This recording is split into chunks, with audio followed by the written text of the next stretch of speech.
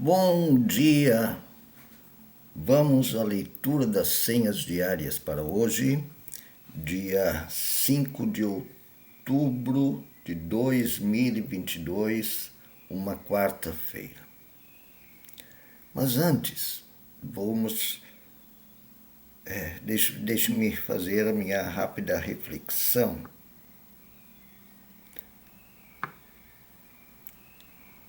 Uma das coisas mais difíceis na fé, nesse fenômeno interno e externo da pessoa, da sociedade, dos grupos sociais, é que fazer essa ponte, fazer a compreensão da religiosidade. É fazer que a fé se ligue à realidade. Isso não é só na fé cristã, como eu disse. Eu, claro, estudei na maior parte do tempo sempre a fé cristã.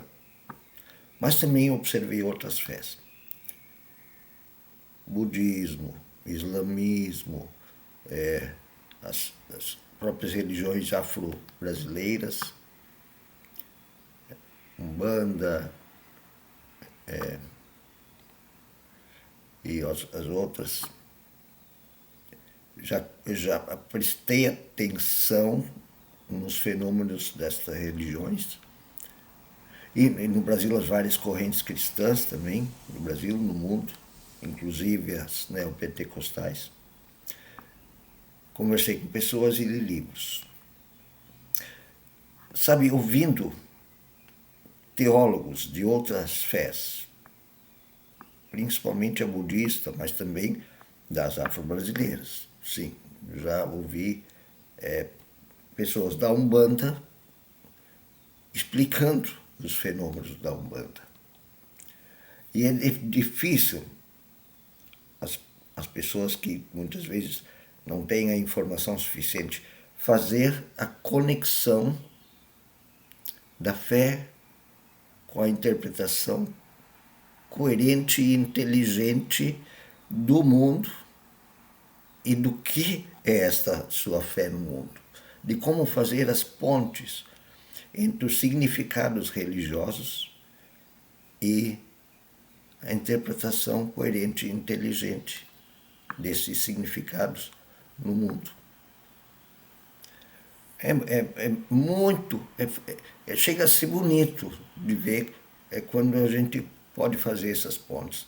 No hinduísmo é fantástico fazer as leituras dos vários deuses do hinduísmo com os fenômenos da realidade. Na fé cristã é a mesma coisa. Então eu já vou passar logo para o título que eu vou dar a esta reflexão e a leitura destes vários textos de hoje, os versículos, a oração e o primeiro texto que eu leio. E o segundo, que eu só relato, mas também tem a ver com esse título. É assim: a fé se realiza na entrega a um sentido superior. Quer dizer, a fé nos traz um sentido superior. E por isso fica tão difícil. A gente acha que é um sentido superior, está fora do mundo, né? A fé se realiza na entrega a um sentido superior, mas não dispensa coerência e inteligência. Não é muito difícil de entender, né? Isso tanto na fé cristã como nas fés de outras fés. Isso não tira a fé. Apenas esclarece a fé e põe ela de pé no chão. Usar coerência e inteligência na análise da própria fé e da fé do seu grupo, cristão, budista. Vocês acham que um budista sério e pensante acredita que uma flor de lótus cobriu Buda durante uma tempestade? Existe? Não, está uma figura de linguagem. Mas, infelizmente, existe o budista comum, o hindu comum, o cristão comum, né, que não faz a ligação entre a fé, a coerência e a inteligência. Vamos aos versículos. O primeiro versículo vem de Jeremias 31, versículo 31. Eis aí, vem dias, diz o Senhor, em que firmarei nova aliança com a casa de Israel e com a casa de Judá. Quer dizer, vai ter uma nova. É preciso uma nova aliança. Aquela velha teve problemas. E o segundo versículo, Romanos capítulo 9, versículo 4. São israelitas. A eles pertence a adoção, assim como a glória, as alianças, a promulgação da lei e o culto e as promessas. Deles são os patriarcas e também deles descende o Cristo, segundo a carne. Reconhece nos israelitas que eles são a vertente da fé cristã. Eu tinha um professor que dizia isso linda e maravilhosamente. A fé cristã é um enxerto na revelação, na fé judaica, que tem lá na base a Páscoa. E o primeiro versículo que tinha dito, né? Eis vem dias em que firmarei uma nova aliança. Em Jesus a coisa vai ser repensada. Mas não dispensa a fé primária que é dos judeus. Mas não é aquele Israel da ditadura israelita. Não, é o Israel escravo que saiu do Egito. Estão entendendo? A gente tem que separar dois Israéis. Porque tinha os profetas do tempo que diziam, Israel, Israel. E tem outro que diz, Israel pecadora, injusta. Que era o grupo dos profetas do povo em que Jesus se inseria. E a oração vem de Albert Knapp. Tu concluirás tua grandiosa obra. Tu que és salvação e juiz do mundo. Tu transformarás o sofrimento da humanidade, por mais escuro que agora seja o seu caminho. Ó Santo, por isso a fé nunca se cansa de a te implorar. Tu realizas mais do que pedimos e compreendemos. Ele está dizendo, tu irás transformar esse ambiente escuro e o sofrimento do teu povo. Aí ele encontra lá na libertação dos escravos, na Páscoa, o sentido. E não nesse Israel dos reis, ditadores e que faz guerra contra os palestinos. Estão entendendo? São duas coisas separadas, tá? Então tem que usar a inteligência, a coerência. E ler a Bíblia com essa inteligência, essa coerência. Porque senão vai se jogar nos braços de uma fé sem coerência, sem inteligência, sem você entender nada. E o texto bíblico vem de Marcos, capítulo 5, versículos 35 a 43. Evangelho segundo Marcos, capítulo 5, 35 a 43. Falava ele ainda, Jesus, quando chegaram alguns da casa do chefe da sinagoga, a quem disseram, tua filha já morreu, porque ainda incomodas o mestre? Um cara lá da casa do chefe da sinagoga. Jesus não se dava bem com essa gente. Mas Jesus, sem acudir a tais palavras, disse ao chefe da sinagoga, não temas, crê somente. Contudo, não permitiu que alguém o acompanhasse, senão Pedro e os irmãos Tiago e João. Chegando à casa do chefe da sinagoga, viu Jesus o alvoroço os que choravam e os que pranteavam muito.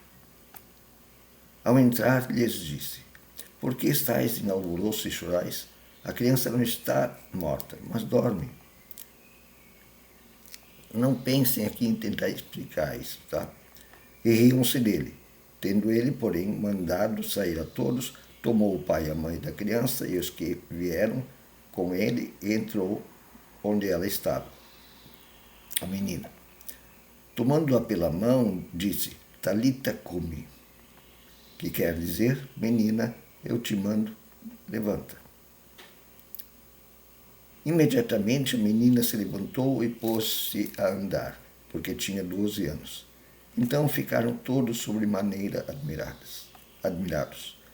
Mas Jesus ordenou-lhes expressamente que ninguém o soubesse e mandou que dessem de comer para a menina. Alguns tentam explicar: isso é aquela falsa morte. Não é isso que interessa. O que interessa é que ele foi à casa do chefe da sinagoga, de quem os judeus eram muito inimigos. Os judeus não. Quem era muito inimigo de Jesus. Jesus tinha muitos problemas com o pessoal da sinagoga, da religião. Né? Mas assim ele tinha problema com os militares romanos e ele também curou a filha de um militar romano. Estão entendendo? Essa é a diferença. Não fiquem dando atenção a mágicas, tá? Mas há um milagre que o amor faz. Então, Jesus se entregou a esse sentido superior que é o amor. Isso é o que a fé deve provocar em você. Mas ele fez isso com a coerência de saber que isso não está ligado ao velho Israel. Ele perdoa o velho Israel aqui, que era o chefe da sinagoga, a sinagoga. Com a sua inteligência paciente, ele separa as duas coisas e entregue ao amor. Ele vai à casa do chefe da sinagoga e demonstra esse amor maravilhoso nessa salvação de uma nova aliança, que não é mais um Estado Israel que vai salvar a humanidade. E que tem inimigos, que tem preconceitos. Mas essa nova aliança se estabelece em Jesus, que é curativo, que revive, que faz nascer nova vida onde parece estar morta. Eu tenho, mas faz tempo que eu não vejo, uma amiga que casou com um amigo. Conheço a realidade desde quando estavam namorando. Esse casal, depois de casar, teve uma filha. E deram a essa filha o nome de Talita. E ela disse, vem desse texto, Talita cumi. Porque eu já estive em situações em que eu parecia morta. Mas eu revivi. Um bom dia.